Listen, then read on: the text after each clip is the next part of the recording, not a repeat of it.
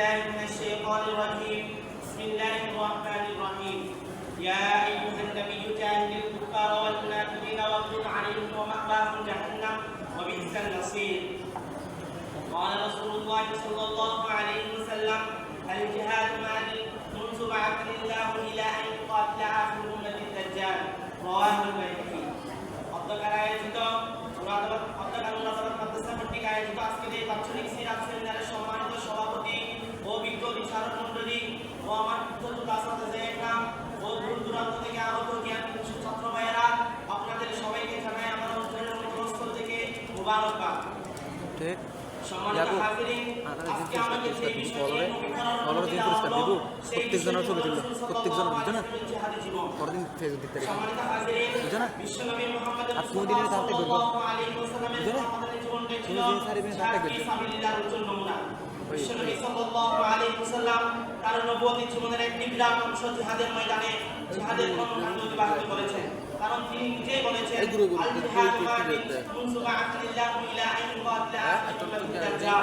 জিহাদ অব্যাহত থাকবে যখন থেকে আল্লাহ তাআলা আমাকে প্রেরণ করেছেন আমার শেষ উম্মত দাজ্জালের সাথে জিহাদ করা পর্যন্ত।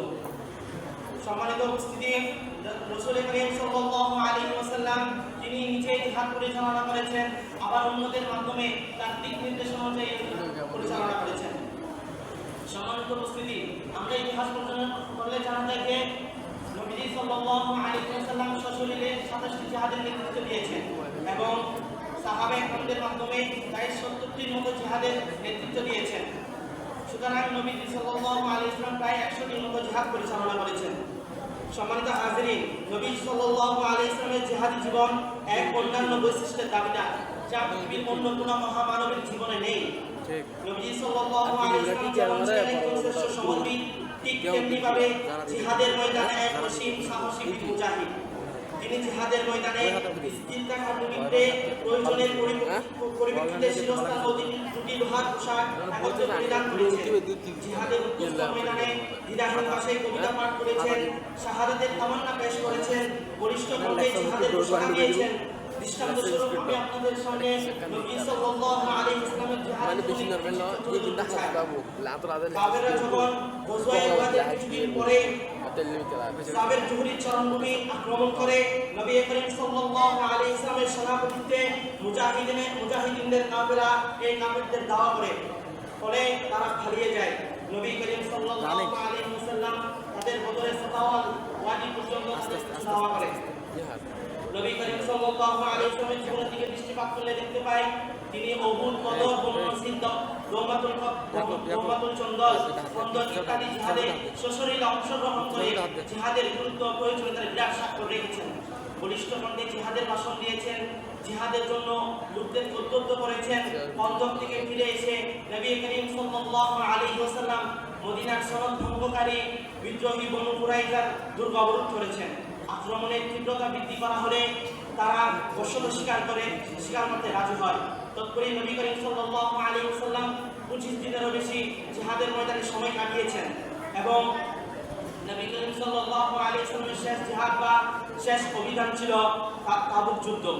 নবী করিম সাল্লাল্লাহু আলাইহি ওয়াসাল্লাম মুসলমানদের বিরুদ্ধে 30,000 মুজাহিদ সহ জিহাদে যখন অংশগ্রহণ করেন তখন তারা যখন শুনতে পায় নবী করিম সাল্লাল্লাহু আলাইহি ওয়াসাল্লাম তাদের বিরোধিতা করার জন্য আসতেছে, ওই সময় তারা যুদ্ধের ময়দান হতে পালিয়ে যায়। সম্মানিত হাজিরিন, এখন তো আমাদের নবী আর দেশে নাই, আমাদের নবী আমাদের মাঝে এখন আর বেঁচে নাই, কিন্তু তার সেই কোরআন হাদিস, তার উপর নাযিল হওয়া কোরআন এবং তার হাদিস এখনো পৃথিবীর মধ্যে অবশিষ্ট রয়েছে।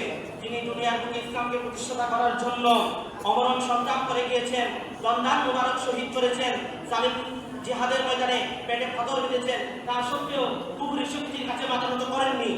তিনি বিশ্বব্যাপী সন্ত্রাসমুক্ত শান্তিময় বিশ্ব প্রতিষ্ঠায় তিনি সফল হয়েছেন। আমি আপনাদের কাছে একটা প্রশ্নই করতে চাই, বর্তমানে যখন সাম্রাজ্যবাদী কুফরি শক্তি দেশ দখল পরিবেশ প্রতিষ্ঠার মাধ্যমে মুসলমানদের রক্ত ঝরাচ্ছে, ইহুদি খ্রিস্টানদের নেতৃত্বে দেশে আইন কানুন জারি করা হচ্ছে, ইহুদিদের কাছে মুসলমানদের মাথা নত করতে হচ্ছে, ফিলিস্তিন, কাশ্মীর, আফগানের মধ্যে যখন মুসলমানরা নির্যাতিত হচ্ছে, তখন আমাদের এই সুশীল সমাজ কে রক্ষায়? আজও কি ইসলামের সেই জিহাদ এবং নবী সাল্লাল্লাহু আলাইহি ওয়াসাল্লামের পরম লক্ষ্য শাহাদাতের মৃত্যু রহিত